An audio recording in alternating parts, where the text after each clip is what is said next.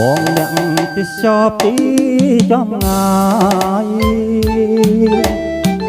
ជួបឆោមឆាយអវ័យម្លេះទេឃើញភ្លៀមឲ្យបងលងរូបភាំងពោផង់មាសមេបងសុំស្នេហ៍អូននៅផ្សារក្តាម បងស្រឡាញ់អូនពេញហារតីស្រឡាញ់ថ្លៃស្មើកែវភ្នែកបងសូមមកផាមួយតងកុំឲ្យរៀមខកបំណងអាសូរចិត្តផងរៀមប៉ងស្មាំងស្រី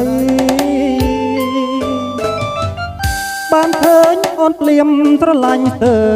លេបក្រមុំត្រង់កែបបងព្រមថ្នមថែត្រកែវនោះល្អអបុផាអើយតាំងចិត្តអាណិតរៀមផង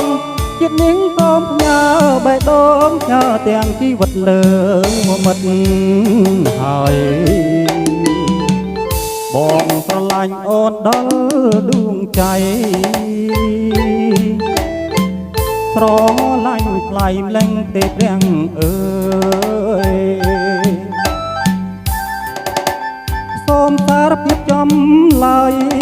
ពិតណាស់ស្មោះតែត្រានត្រើយទូកអូននឹងហើយដែលបងបែតៃ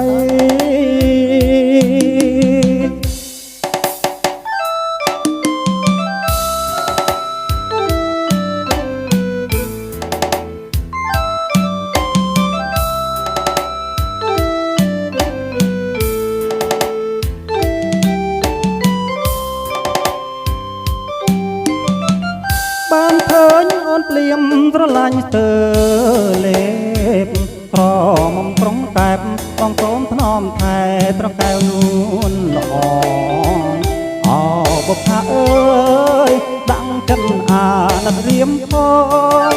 ជាតិនាងសូមផ្ញើបេះដូងផ្ញើទាំងជីវិតលើមិត្តហើយបងស្រឡាញ់អូនដល់ដួងใจស្រឡាញ់ថ្លៃម្លេងទេព្រាំងអើយសូមសារភាពចំឡើយពិតណាស់ស្មោះតែត្រានត្រើយរូបអូននឹងហើយដែលបងបែតៃបងនឹងថ្នាក់ថ្នមបងនឹងថ្នាក់ថ្នមអង្គមួយជីវិត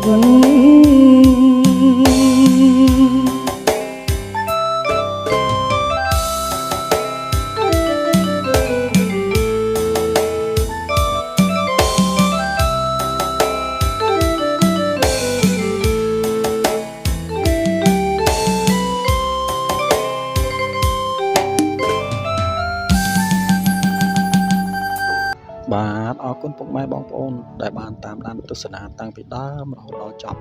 បាទសូមគោរពជូនពរសុខភាពល្អរកទទួលទានមានបានគ្រប់ក្រុមគ្រួសារអរគុណ